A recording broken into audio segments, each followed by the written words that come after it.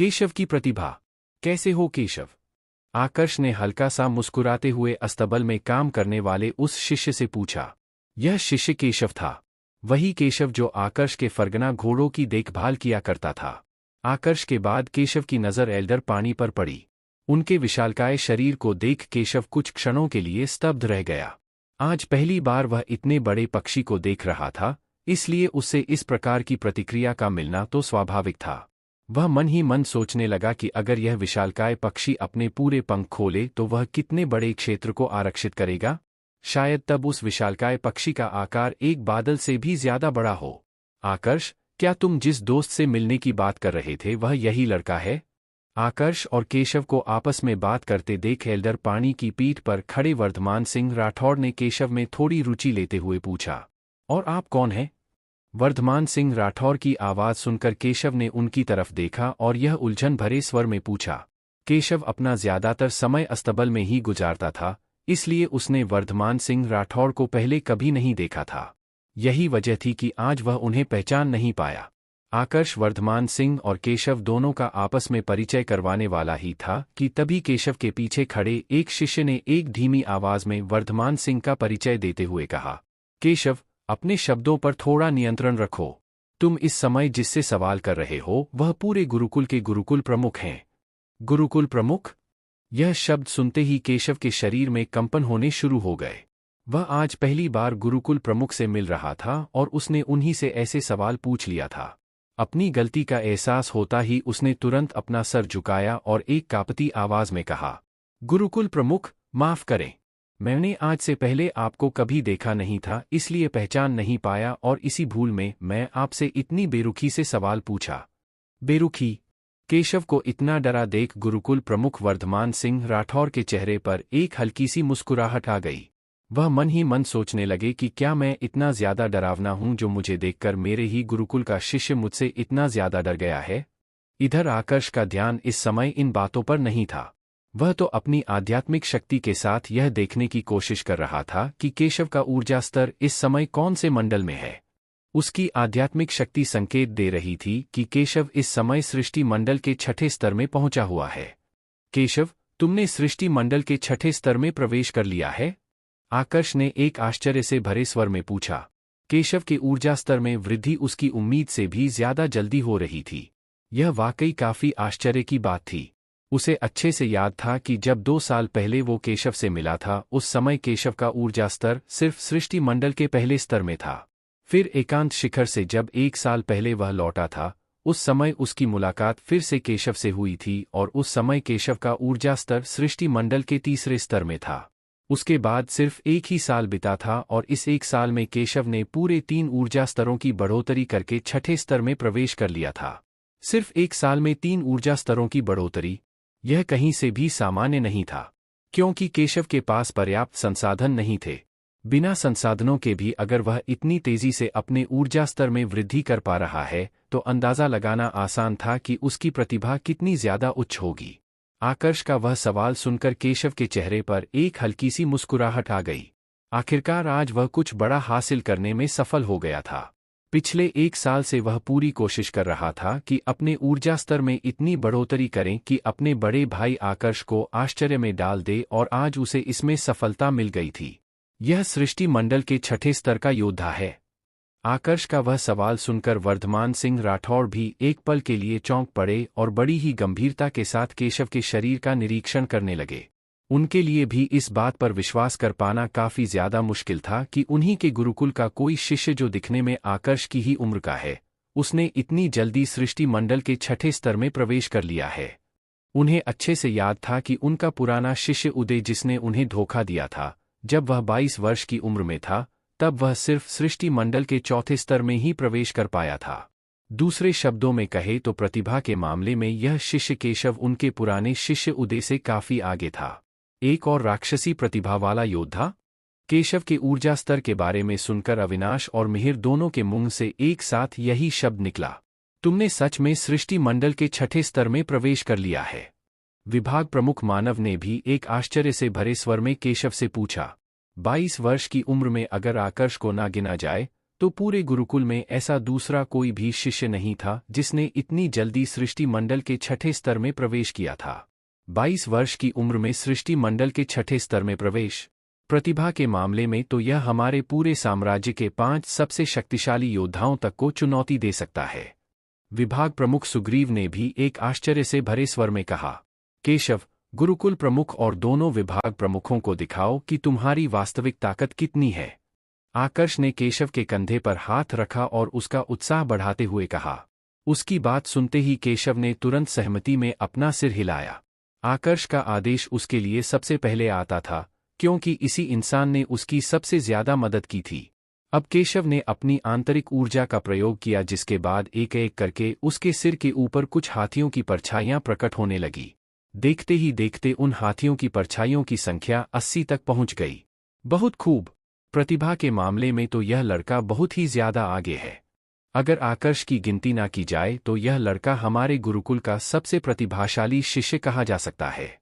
विभाग प्रमुख मानव ने केशव की प्रशंसा करते हुए कहा। रुको मानव, तुम्हें नहीं लगता तुम कुछ लोगों को भूल रहे हो? अग्नि शिखर पर अभी भी 2 ऐसी शिष्याएं हैं जो प्रतिभा के मामले में केशव से आगे है। दिया और कन्वी। इन दोनों का ही ऊर्जा स्तर केशव से बहुत ज्यादा आगे है।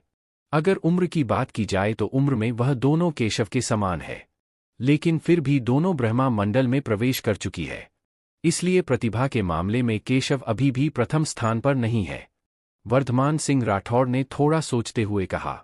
उनकी बात सुनकर विभाग प्रमुख मानव एक पल के लिए गहरी सोच में डूब गए। बहुत समय पहले मैंने कुछ शिष्यों को यह कहते सुना था कि अग्निशिखर की विभाग प्रमुख नयनतारा ने एक बहुत ही प्रतिभाशाली लड़की को अपनी शिष्या के रूप में चुना है।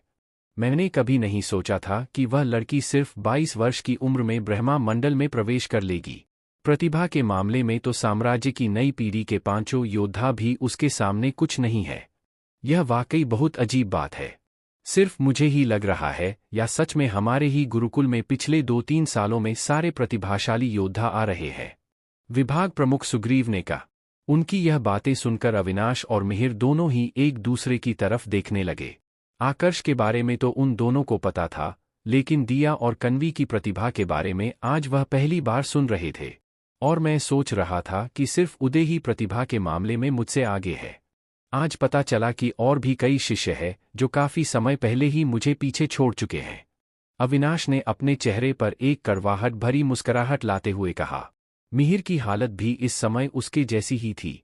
सिर्फ आकर्ष ही था जिसने इन बातों पर ज्यादा प्रतिक्रिया नहीं दी थी, क्योंकि मुकाबले के लिए रवाना होने से पहले जब वह दिया तथा कन्वी से मिला था, उसी समय उसे पता चल गया था कि उन दोनों ने ही ब्रह्मा मंडल में प्रवेश कर लिया है।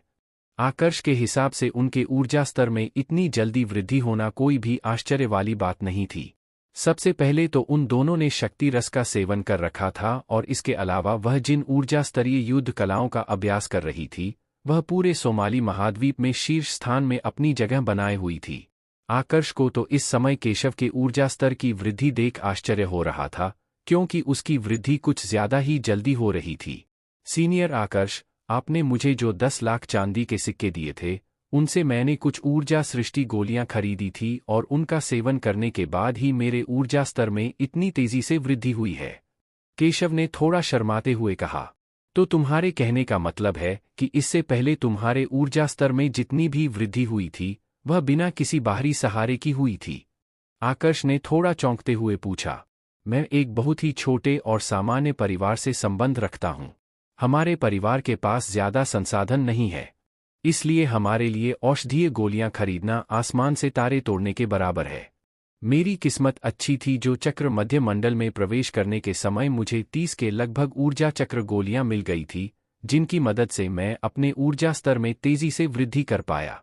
उसके बाद जब मैं सप्तशौरी गुरुकुल में आया तो अपने ऊर्जा स्तर को बढ़ाने के लिए मुझे पैसों की जरूरत पड़ी और इसी वजह से मैंने यहाँ अस्तबल में काम करना शुरू कर दिया। हालांकि अस्तबल में मुझे अतिरिक्त वेतन मिल रहा था, लेकिन उससे मैं किसी भी प्रकार की औषधीय गोली नहीं खरीद पाया। काफी महीनों तक लगातार पैसे जमा करने के बाद आखिरकार मेरे पास पर्याप्त पैसे हो गए जिससे मैं एक ऊर्जा सृष्टि गोली खरीद सकता था। उस ऊर्जा सृष्टि गोली का सेवन करने के बाद ही मेरा ऊर्जा स्तर सृष्टि मंडल के तीसरे स्तर में पहुंचा था। अब जब मेरा ऊर्जा स्तर सृष्टि मंडल के छठे स्तर में पहुंच चुका है, तो मैं जंगल में जाकर अपने खुद के बल पर कुछ जानवरों का शिकार कर सकता हूं। उनकी खाल, नाखून और बाकी जरूरी सामान बेचने के बाद मुझे कुछ पैसे मिल जाते हैं, जिससे मैं अपने लिए कुछ और ऊर्जा सृष्टि गोलियां खरीद सकता हूं। बाकी कामों में इतना ज्यादा समय देने के कारण मैं अपने ऊर्जा स्तर पर ज्यादा ध्यान तो नहीं दे पा रहा हूं, लेकिन पहले की तुलना में अभी वाला रास्ता ज्यादा ठीक है। केशव ने अपनी सारी कहानी सुनाते हुए कहा। ऊर्जा सृष्टि गोली सृष्टि मंडल के योद्धाओं के लिए बहुत ही ज्यादा लाभदायक होती थी। इसकी मदद से सृष्टि मंडल के योद्धा काफी तेजी से अपने ऊर्जा स्तर में वृद्धि कर सकते थे। गुरुकुल के बाकी शिष्यों के लिए इस गोली की कोई कीमत नहीं थी, क्योंकि उन्हें मासिक वेतन के साथ साथ यह गोली भी समय समय पर मिलती थी। लेकिन केशव की स्थिति में यह गोली बहुत ही ज्यादा कीमती थी। सिर्फ एक गोली हासिल करने के लिए वह कितनी ज्यादा मेहनत कर रहा था, इसका अंदाजा उसकी कहानी सुनने के बाद सभी आसानी से लगा पा रहे थे।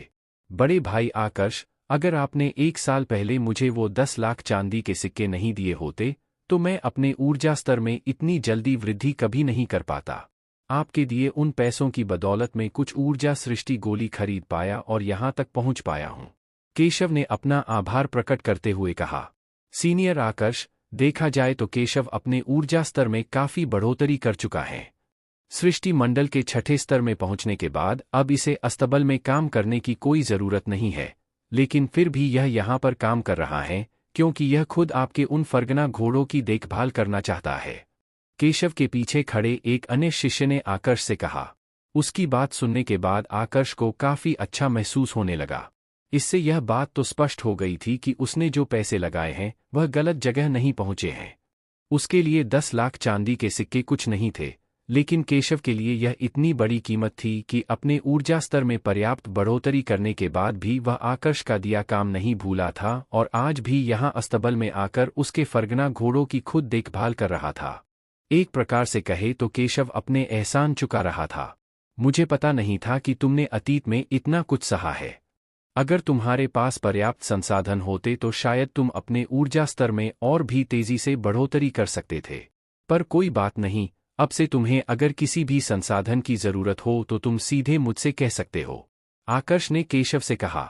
धन्यवाद आकर्ष भाई, मैं आपकी बात को याद रखूंगा, केशव ने एक उत्साहित स्वर में जवाब दिया। इधर गुरुकुल प्रमुख वर्धमान सिंह राठौड़ और बाकी सब योद्धाओं ने जब केशव की बात सुनी तो उनका आश्चर्य और भी ज्यादा बढ़ गया। एक योद्धा अपना ऊर्जा स्तर बढ़ाने के लिए ऊर्जा स्तरों की गोलियां लेने के अलावा बाकी कई दूसरी औषधीय गोलियों का भी सेवन करता था। उदाहरण के तौर पर ब्रह्मा कल्प गोली, जिसका सेवन कुछ समय पहले मिहिर ने किया था, लेकिन केशव को आज तक ऐसे कोई भी संसाधन प्राप्त नहीं हुए थे। अगर इसका कहना सही है तो इस हिसाब से अगर इसे मेरे जितने संसाधन दिए गए तो यह तो कुछ ही समय में मुझसे आगे निकल जाएगा, मिहिर ने एक गहरी सांस लेते हुए कहा। इस समय सिर्फ वो इकलौता नहीं था जो ऐसा सोच रहा था। अविनाश, वर्धमान सिंह राठौड़, विभाग प्रमुख सुग्रीव और विभाग प्रमुख मानव के मन में भी इसी प्रकार के विचार चल रहे थे। आकर्ष, तुमने एल्डर पाणी से हम सभी को यहाँ पर लेकर आने को कहा क्योंकि तुम इस शिष्य से मुझे मिलवाना चाहते थे, है ना? गुरुकुल प्रमुख वर्धमान सिंह राठौड़ ने बड़ी ही रुचि के साथ केशव की तरफ देखते हुए आकर्ष से पूछा। जी गुरुकुल प्रमुख, अब बताइए आपका इसके बारे में क्या सोचना है? आकर्ष ने जवाब देने के साथ साथ अपना भी सवाल पूछा। वही जब केशव ने आकर्ष की बात सुनी तो वह पूरी तरह से चौंक पड़ा। सबसे पहले तो उसे इस बात पर विश्वास नहीं हो रहा था कि आकर्ष गुरुकुल प्रमुख को उससे मिलवाने लेकर आया है, और फिर अगर मिलवाने लेकर आया भी है तो वजह क्या है, यह उसे समझ में नहीं आ रहा था। धन्यवाद, शायद तुम ही मुझे सबसे ज्यादा समझते हो, गुरुकुल प्रमुख वर्धमान सिंह राठौड़ ने अपना आभार प्रकट करते हुए कहा। जब आकर्ष ने गुरुकुल और मिहिर के लिए मुकाबले में प्रथम स्थान हासिल किया था तो वर्धमान सिंह गुरुकुल की तरफ से उसका आभार प्रकट कर रहे थे, लेकिन आज आकर्ष ने जो कुछ किया था उसकी वजह से वह खुद आकर्ष के एहसान तले दब गए थे। इसी वजह से उन्होंने सभी के सामने एक स्पष्ट आवाज में आकर्ष का आभार प्रकट किया।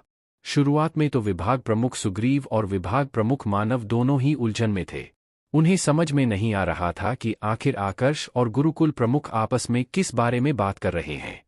लेकिन अब गुरुकुल प्रमुख की तरफ से आभार सुनकर उन्हें तुरंत समझ में आ गया कि आकर्ष उन सभी को लेकर यहाँ पर क्यों आया है। आकर्ष, तुम गुरुकुल प्रमुख के साथ किस बारे में बात कर रहे हो? हमें भी तो बताओ, अविनाश ने पूछा। मिहिर भी इस समय आकर्ष की तरफ देख रहा था। उसे भी इस सवाल का जवाब चाहिए था। स्लैप। अविनाश का सवाल सुनकर विभाग प्रमुख सुग्रीव ने हल्के हाथों से उसके सर के पीछे मारा और गुस्सा होने का दिखावा करते हुए कहा, तुम इतने मूर्ख कैसे हो सकते हो अविनाश? अपने सामने का यह सब दृश्य देखने के बाद भी तुम्हें समझ में नहीं आया है कि आकर्ष और गुरुकुल प्रमुख किस बारे में बात कर रहे हैं? तुमने सुना नहीं कि इस लड़के की प्रतिभा कितनी ज्यादा उच्च है? इतनी उच्च प्रतिभा के साथ भविष्य में यह लड़का हमारे गुरुकुल को और भी ज्यादा ऊंचाइयों पर पहुंचा सकता है। अब समझ में आया गुरुकुल प्रमुख को आकर्ष यहाँ पर क्यों लेकर आया है। विभाग प्रमुख सुग्रीव की बात सुनकर अविनाश और मिहिर दोनों को असली कारण समझ में आने लगा। तो आकर्ष गुरुकुल प्रमुख को यहाँ पर इसलिए लेकर आया है ताकि गुरुकुल प्रमुख इस केशव की प्रतिभा देख सके और इसे अपने शिष्य के रूप में चुन सके।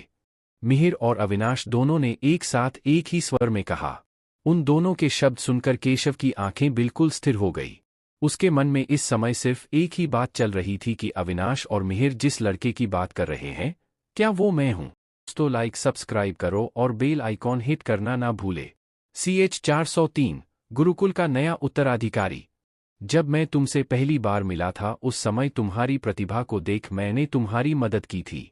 प्रतिभा में तुम उस समय भी उदय से बहुत आगे थे और अब तुमने इतनी जल्दी अपने ऊर्जा स्तर में वृद्धि करके साबित कर दिया है कि उस दिन मैंने तुम्हारी मदद करके कुछ भी गलत नहीं किया था।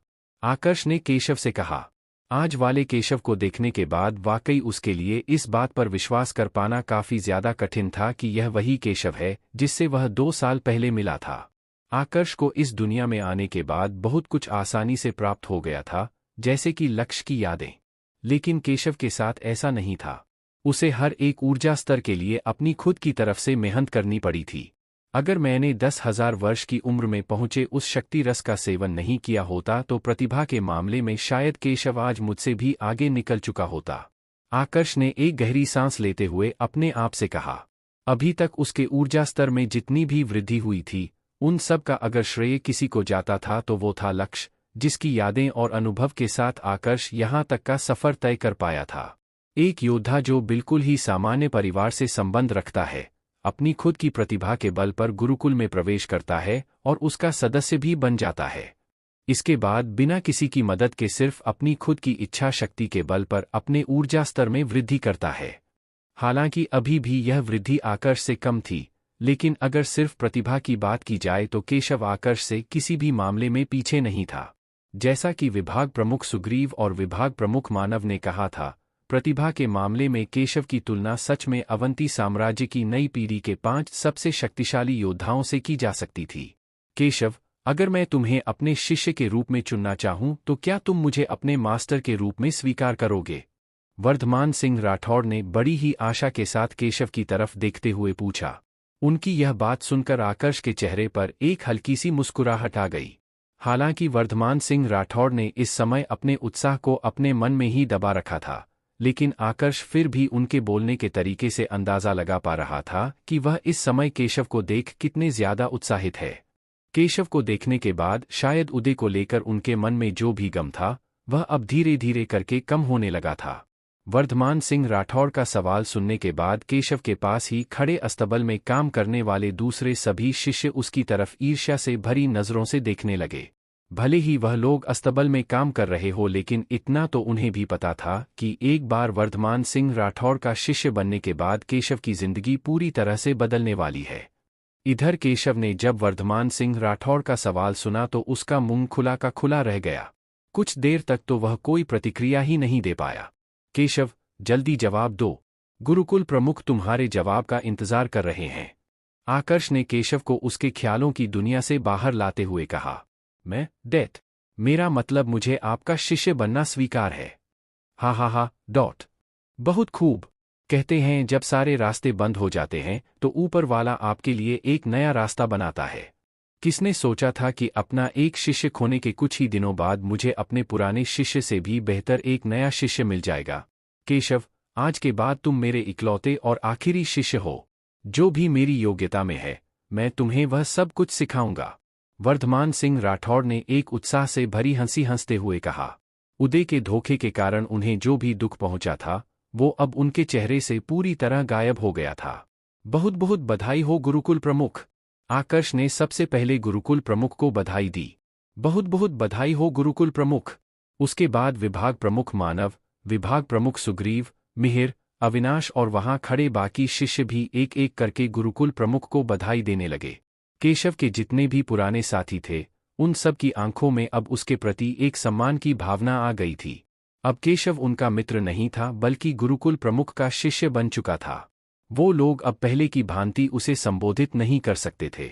इस समय एल्डर पानी भी वर्धमान सिंह राठौर के लिए बहुत ज्यादा खुश थे और अपने पंखों को जोर जोर से फड़फड़ाकर अपनी खुशी जाहिर कर रहे थे। धन्यवाद एल्डर पानी। वर्धमान सिंह राठौर ने एक बड़ी सी मुस्कुराहट के साथ एल्डर पानी का आभार प्रकट किया। वर्धमान सिंह राठौर को एल्डर पानी का आभार प्रकट करते देख केशव भी छुपी हुई नजरों से एल्डर पानी की तरफ देखने लगा।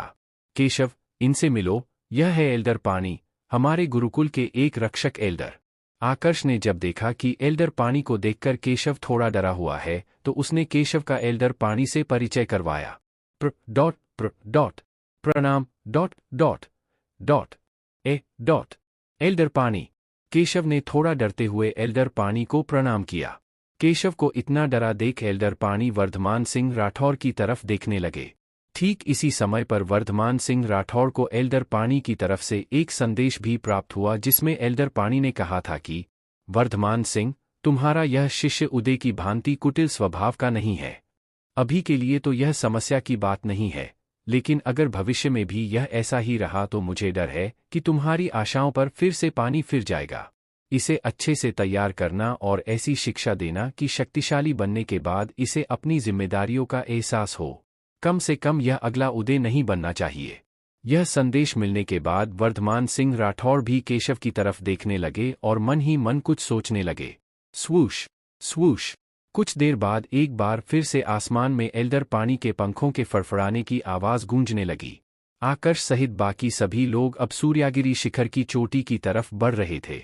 इस समय उनके साथ एक अतिरिक्त शिष्य भी था। केशव, बड़े भाई आकर्ष, आपने अभी तक मेरे लिए जो कुछ भी किया उसके लिए आपका बहुत बहुत धन्यवाद, केशव ने आकर्ष से कहा। आकर्ष ने जब केशव को 10 लाख चांदी के सिक्के दिए थे, केशव उसी समय उसके एहसानों तले दब गया था। और आज उसने जो कुछ किया था वह तो एहसान से भी कहीं बढ़कर था। गुरुकुल प्रमुख को उसका मास्टर बनाना, यह किसी सामान्य पहचान के साथ तो संभव नहीं था। यह एक ऐसा उपकार था जिसे केशव चाहकर भी नहीं चुका सकता था। अब अपना पूरा ध्यान अपने ऊर्जा स्तर को बढ़ाने पर केंद्रित करना। अब तुम कोई सामान्य शिष्य नहीं बल्कि गुरुकुल प्रमुख के शिष्य हो, इसलिए तुम्हारी जिम्मेदारी भी बढ़ चुकी है। इस बात का हमेशा ध्यान रखना कि गुरुकुल प्रमुख को कभी भी तुम्हारी किसी बात से ठेस न पहुंचे। अगर कभी तुमने गुरुकुल प्रमुख को ठेस पहुंचाई तो उनसे पहले मैं तुम्हें सजा दूंगा, आकर्ष ने केशव को समझाते हुए कहा। उसकी बात सुनकर वर्धमान सिंह राठौड़ एक बार फिर से आकर्ष की तरफ आभार की भावना के साथ देखने लगे। इस समय बाकी सभी का यही सोचना था कि आकर्ष एक अच्छा उत्तराधिकारी हो सकता है, मगर अफसोस की बात यह थी कि आकर्ष गुरुकुल प्रमुख नहीं बनना चाहता था। लेकिन अपनी जगह उसने एक ऐसे शिष्य को चुना था जो शायद आगे भविष्य में उससे भी बेहतर गुरुकुल प्रमुख बन सकता था। बस उसे थोड़े प्रशिक्षण की जरूरत थी। मैं जानता हूं कि इस समय आप सभी के मन में क्या चल रहा है, लेकिन अभी भी मेरा जवाब ना है। मुझे गुरुकुल प्रमुख बनने में कोई रुचि नहीं है, क्योंकि मेरी मंजिल अवंती साम्राज्य से भी बाहर है। इसलिए मैं यहाँ पर ज्यादा समय नहीं रुकूंगा, आकर्ष ने बाकी सभी को जवाब दिया। मेरी मंजिल अवंती साम्राज्य से भी बाहर है। सिर्फ इस एक वाक्य ने बाकी सभी को गहराई से सोचने पर मजबूर कर दिया था। सभी को समझ में आ चुका था कि आकर्ष के कहने का पूरा मतलब क्या है। इसलिए अब आगे किसी ने भी इस बारे में कोई सवाल नहीं पूछा। जिस प्रकार की आकर्ष की प्रतिभा थी, उसके साथ अवंती साम्राज्य भी उसे नहीं रोक सकता था। शायद वह किसी और स्थान के लिए बना था, कोई ऐसा स्थान जहां की प्राकृतिक ऊर्जा, संसाधन और प्रतिद्वंदी अवंती साम्राज्य के स्तर से काफी ऊंचे हो। मैं जानता हूं कि उदय ने हमारे गुरुकुल को धोखा क्यों दिया होगा। उसकी नजर हमेशा से गुरुकुल के सिंहासन पर थी, इस बार के मुकाबले में जब आकर्ष ने अच्छा प्रदर्शन किया और गुरुकुल प्रमुख ने उसकी तारीफ की तो शायद उदय को लगा होगा कि अब उसके और गुरुकुल के सिंहासन के बीच में आकर्ष आ चुका है। वो आकर्ष की प्रतिभा का सीधा सामना नहीं कर सकता था, इसलिए उसने आदि स्रोत गुरुकुल को चुना। मुझे तो उसकी मूर्खता पर हंसी आ रही है। उस बेवकूफ ने एक बार भी यह जानने की कोशिश नहीं की कि आकर्ष गुरुकुल का सिंहासन चाहता है या नहीं। मिहिर ने एक कर्कश आवाज में उदय का मजाक उड़ाते हुए कहा। देखना, अब अगर उसे पता चला कि आकर्ष गुरुकुल प्रमुख नहीं बनना चाहता है तो वह गुस्से में पूरा पागल ही हो जाएगा। अविनाश ने भी मिहिर का साथ देते हुए कहा, बस करो तुम दोनों। एक गद्दार का नाम गुरुकुल में लेने की कोई जरूरत नहीं है। उस जैसे इंसान को याद करना ही अपने आप के लिए एक बहुत बड़ी सजा है। विभाग प्रमुख मानव और विभाग प्रमुख सुग्रीव दोनों ने अविनाश और मिहिर को डांट लगाते हुए कहा। दोनों को ही इस समय इस बात का डर था कि अगर गुरुकुल प्रमुख को उदय का नाम सुनकर गुस्सा आ गया तो बेवजह मिहिर और अविनाश को सजा मिल जाएगी। इन्हें क्यों रोक रहे हो? यह दोनों सच ही तो कह रहे हैं।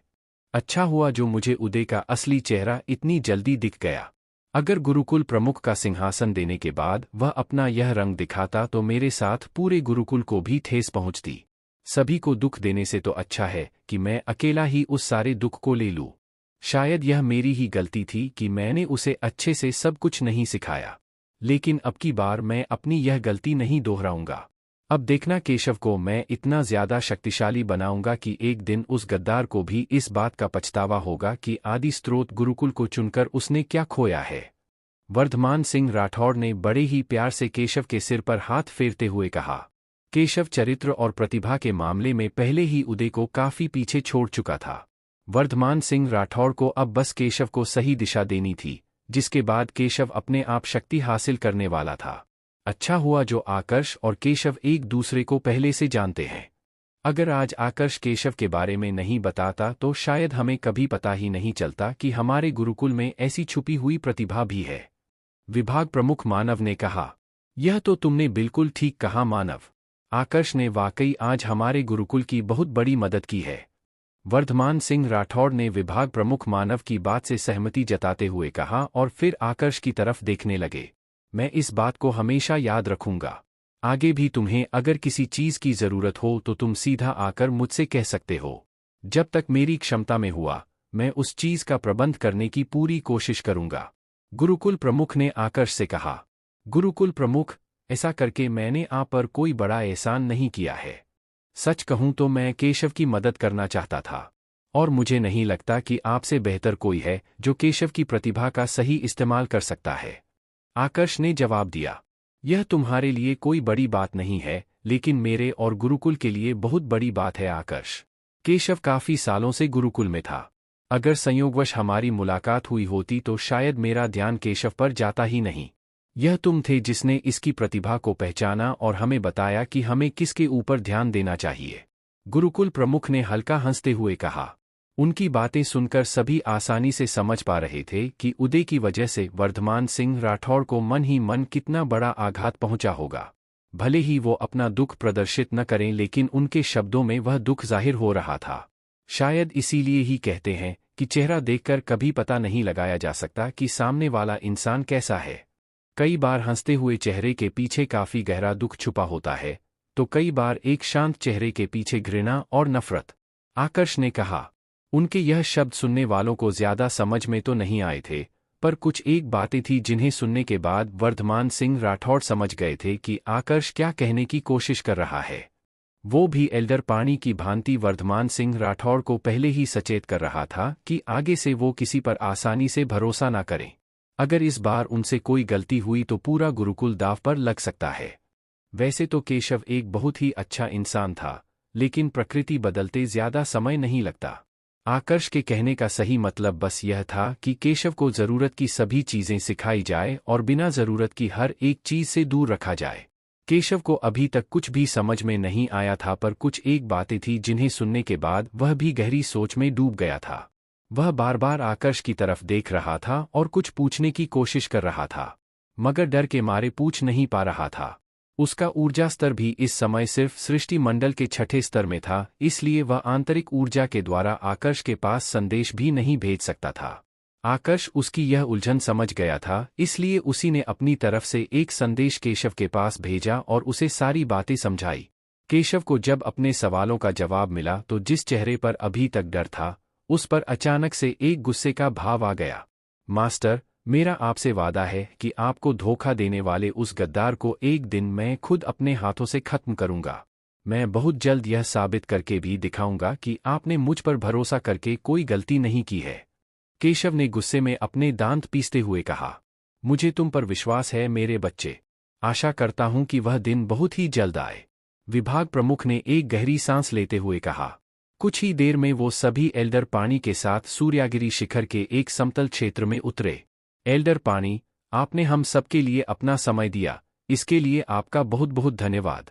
नीचे जमीन पर उतरने के बाद वर्धमान सिंह राठौड़ ने सबसे पहले अपना सर झुकाकर एल्डर पानी का आभार प्रकट किया। एल्डर पानी वर्धमान सिंह राठौड़ से उम्र में काफी बड़े थे। उनके सामने गुरुकुल के 2 रक्षक एल्डर भी कुछ नहीं थे। भले ही वो एक आसुरी पक्षी थे, लेकिन वर्धमान सिंह राठौड़ उन्हें अपने सीनियर के जैसा सम्मान देते थे। एल्डर पानी ने अब अपने पंख जोर से फड़फड़ाए और एक बार फिर से आसमान की ऊंचाइयों में आ गए। अपनी रफ्तार बढ़ाने से पहले उन्होंने मुड़कर एक बार आकर्ष की तरफ देखा और अगले ही पल सभी की आंखों से ओझल हो गए। आकर्ष ने भी अब गुरुकुल प्रमुख और बाकी सभी लोगों को अलविदा कहा और सीधा अग्नि शिखर पर आ गया। आकर्ष, 5 गुरुकुलों के द्वारा आयोजित इस साल का मुकाबला कैसा रहा? क्या गुरुकुल प्रमुख के शिष्य उदय ने अच्छा प्रदर्शन किया? हमारे गुरुकुल को इस बार कौन सा स्थान प्राप्त हुआ है? जैसे ही विभाग प्रमुख नयनतारा ने आकर्ष को देखा तो एक के बाद एक उन्होंने कई सवाल पूछने शुरू कर दिए। गुरुकुल के एक विभाग की विभाग प्रमुख होने के नाते उनके लिए ऐसी जानकारियां रखना बहुत ज्यादा जरूरी था। आगे जानने के लिए देखते रहिए मार्शल एम्परर के